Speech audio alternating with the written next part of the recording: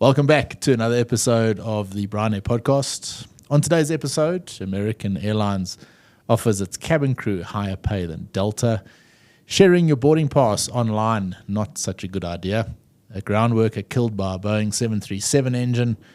Boeing pleads guilty. FAA orders checks on 737 oxygen masks. Air China passenger deploys a slide by mistake. United flight diverts. And this past week's aviation safety news. How are you, pal?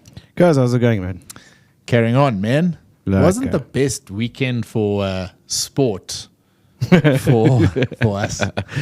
No. I don't know if you watched the soccer last night. I missed the soccer.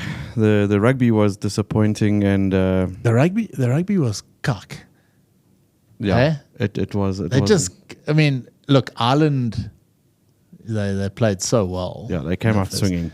But yeah, it was pretty average. And then there was a bit of Wimbledon as well. Djokovic didn't. I know. I was hoping Djokovic would take it for the old timers. He's like 16 years older than that guy. Yeah. But And then in the Sniper Olympics, like in the States didn't do too well. yeah, if that doesn't get old Donald any more votes, then nothing will. Yeah. But not good to see that anyway. Should we jump into the news? Let's do it, man. So this American Airlines story, they sort of on the hunt to be the best paying airline for pilots and in this case cabin crew. But proposed increase of a 17% wage hike, boarding pay and annual raises to the cabin crew was rejected by the union because they didn't increase their S&T. Further talks will continue this week. So cabin crew union are doing pretty well at leveraging the situation at the moment and making sure they get paid what they find that their worth is. Because I think a long time there, apparently if you thought it was bad for the pilots, for the cabin crew, total other story. And this boarding pay issue, they basically get paid per hour of flying. But they're saying, well, what about the boarding and deboarding? You add that up over a 6-sector day. There's like 4 hours of graft there that you're not being paid for. So I'm glad they're sorting that out. Reminded me of a story my folks were telling me when they were traveling in Canada a couple of years back. Was chatting to the cabin crew. That's the real thing, getting paid per hour, and it was no great shakes, and it made me realize, we do so often obviously focus more on the pilots, and the rest of the staff. We're a bit slack that way. Yeah, but it's good to see them putting up a fight. I think everyone deserves a decent piece of the pie, and whatever they manage to leverage will ultimately benefit the pilots at some point as well, I'm sure. Yeah, for sure. The next story, this came out of Simple Flying, and it's to do with your boarding passes. So how often do you see people that are en route to their holiday destination, and they take a photo of your boarding pass and you post it on Instagram or wherever because you're trying to show everyone that you're going on holiday somewhere nice? Don't do that. It is such a bad idea. There's a huge amount of info on that barcode of your boarding pass. It's got your full name, it's got your ID, it's got your passport, it's got your visa. There's a lot of information in that that boarding pass barcode. And everybody will no doubt know where you're going. Exactly. And it's been mentioned. It's been mentioned on the show. Geez, I don't know. We've done it a lot this year. The scams, Ryan, are just on another planet. I mean, they are getting... Yeah, it's rampant at the moment. It's getting rampant. worse and worse. It's getting very, very bad. And I mean, from in a workplace point of view, you're getting emails from legitimate addresses. They're not these sort of fake things, legit addresses. And you look at this and go, and I know that this person who's sending me this would not normally send me this mail. And it's really, really bad. So giving away your information freely on social media is not a good call. So please avoid sharing your boarding pass online. Yeah, no, it's particularly dangerous. Next one, ground worker killed by a 737 engine. Seen this one before as well. This was in Tehran. Incidents occurred when the engineer stepped into the engine's danger zone. Following similar incidents in Montgomery, 2022, Amsterdam, 2023, and San Antonio, also in 2023. I was reading the article on this one, and I still thought, shit, it's quite sad, but also makes you wonder what the guys are thinking sometimes, because apparently they saw that there was a tool that they'd left on the intake while the engine was running. So, obviously trying to save his bacon by not letting the tool get ingested into the engine, but he did in the meantime. So very, very sad. But yeah, man, that's a terrible way to go. Sucks. Next one. FAA orders checks on 737 oxygen masks due to concerns that the masks may fail during a depressurization, which is kind of the time when you need them. Yeah. Reports indicate the oxygen generators may shift out of position due to adhesive failures. The directive affects various 73 models, including the MAX. Boeing has reverted to the original adhesive for new deliveries and mandates visual inspections of the oxygen generator installations. I never know whether to actually put the Boeing and particularly the MAX stories in the news, but it does sort of dominate the aviation news. So you can't leave it out because it's a bit tired. But you think, is this just sort of clickbaity, like Boeing targeted things, or is it actually real? And it is. It's real. It's just Boeing is a lot crapper than we actually thought. The interwebs algorithms got a serious hard on for giving Boeing a hard time. So. It does. And we know that because when you make a video like we're doing now, if we have to go and throw Boeing 737 MAX oxygen problem into the name of the show, which I'm not going to do on purpose, but you end up getting a few more hits on your on your video because it's the algorithm working for you there. Would you be chuffed with this passenger? So this first-time passenger on an Air China flight wanted to go to the toilet, but mistakenly opened the main door and deployed the slide while the aircraft was still on the ground. This one of these sort of real outskirts sort of airports. There were no other flights. There were no technicians to go put that slide back, which I assume is a major task. And all the passengers had to be accommodated overnight, but they were given a $55 voucher for their...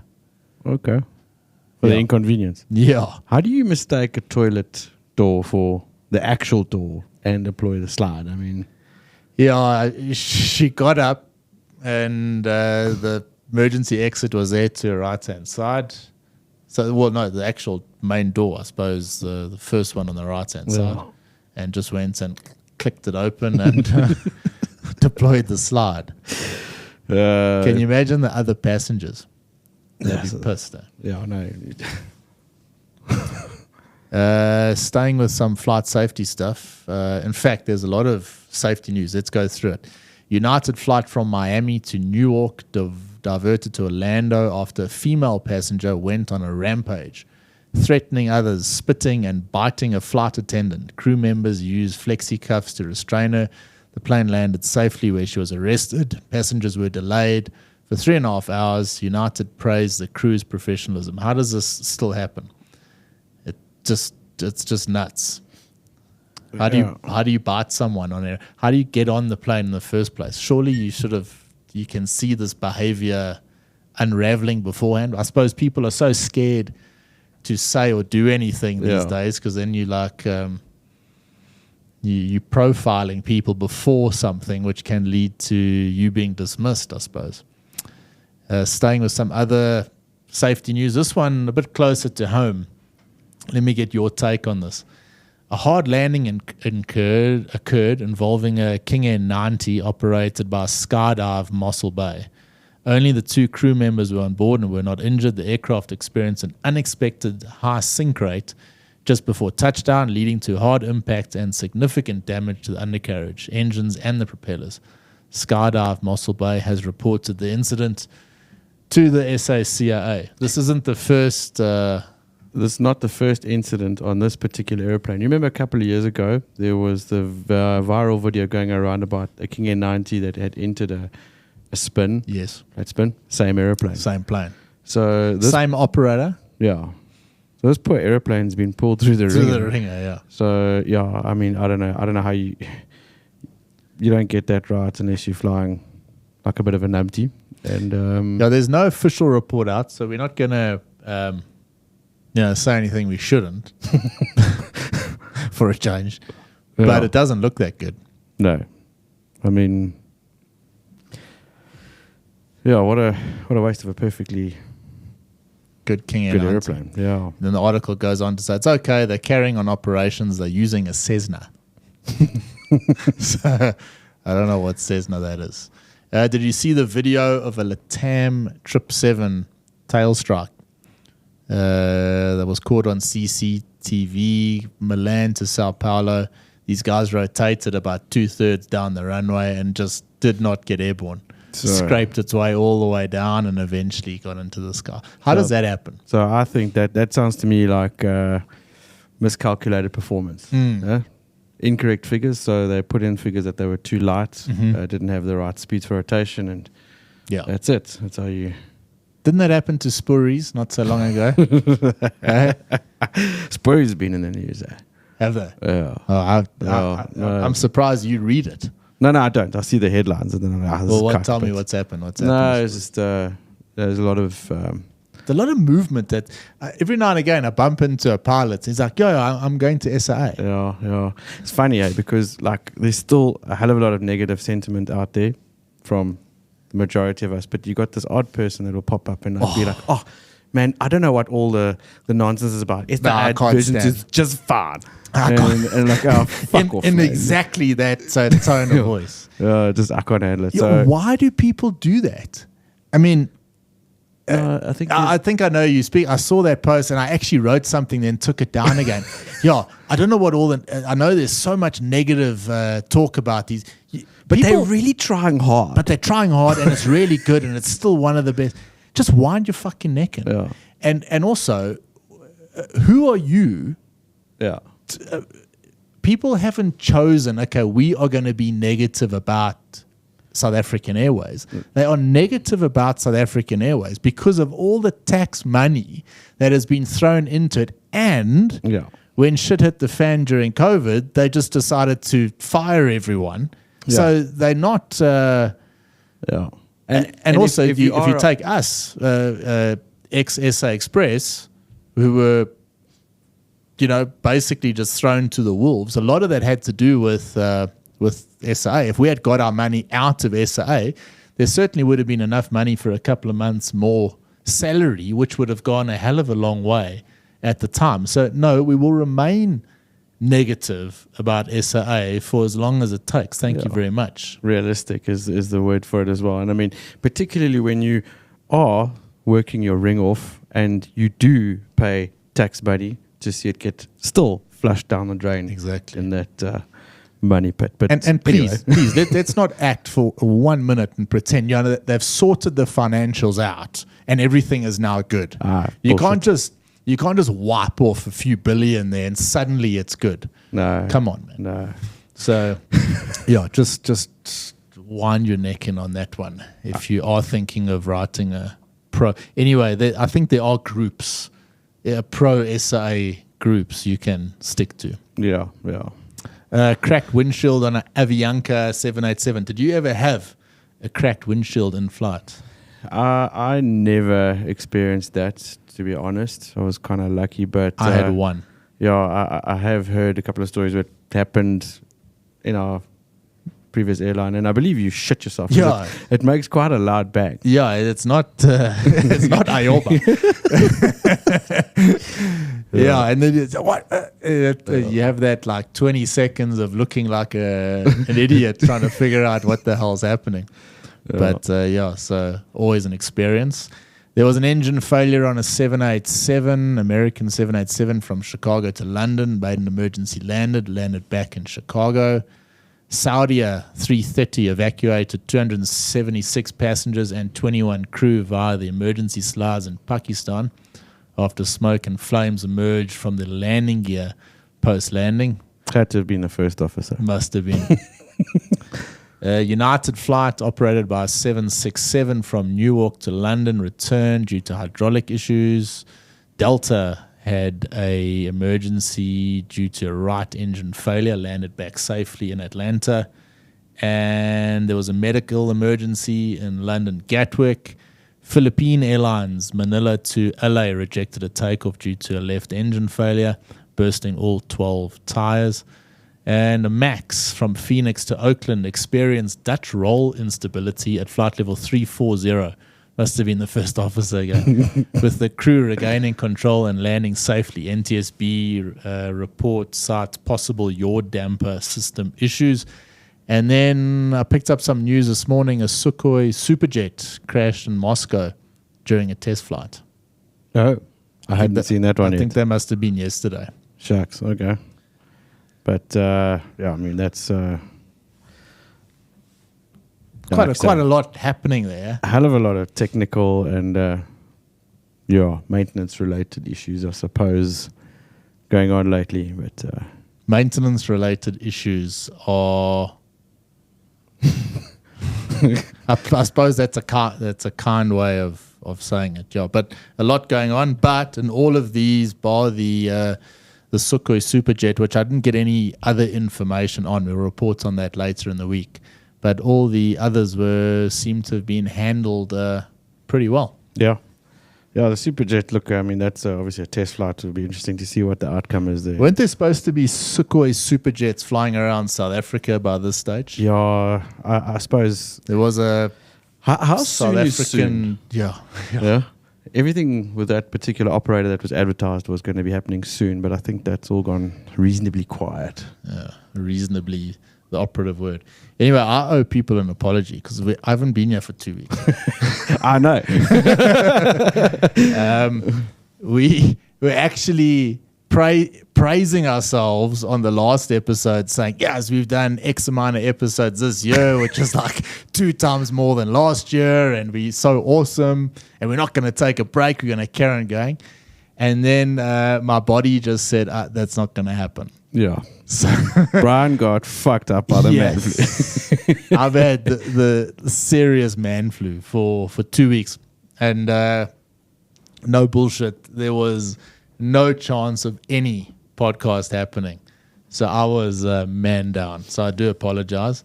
Ach man, you can be forgiven for needing to take a short break there. Yeah, it's not cool. It's been a hard year. It's been a massive grind for everyone, not just us. I mean, everyone has been a grind. Everyone is busy. Everyone is working hard. So, yeah, man, look, it's one of those things. But, yeah, you've mended up well, and we're back at it now. So yeah, sort of 75%, I'd say. Not 100%.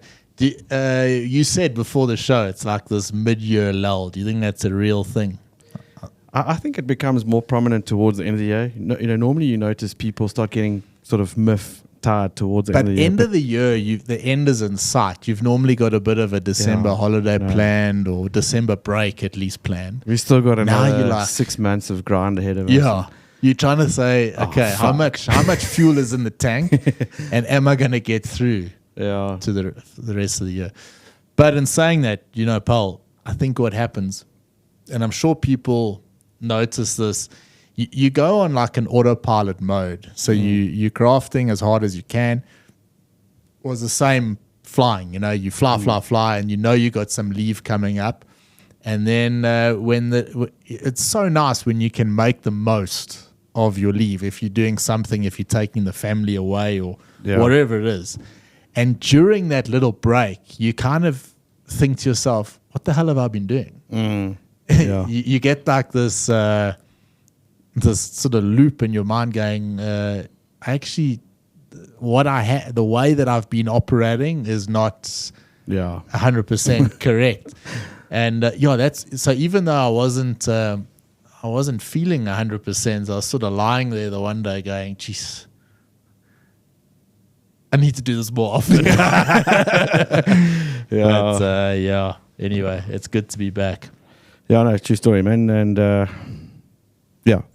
glad to have you back in action, and we'll just keep going and push through. Oh yeah, no doubt about that. Yeah, we'll be here. And in saying that, it's now Monday. This episode will be out in the evening, and there will be another one out on Friday. Yeah. We'll always push for 2 episodes a week. I do want to say we have a new Patreon. You mentioned it just before the show. Yeah. Alvain Burger. Alvain, thanks, man. Thanks so much, pal. Lucky to have you on board. Yeah, really appreciate it. If you do want to become a patron, link in the show notes there. But thanks, Alvain. Awesome to have you as part of our community there. Hope you all have a lovely week ahead, and don't work too hard. Don't burn yourself out and nearly die like me. Just chill a bit, and see you on Friday. 100%. Bye for now. Ciao.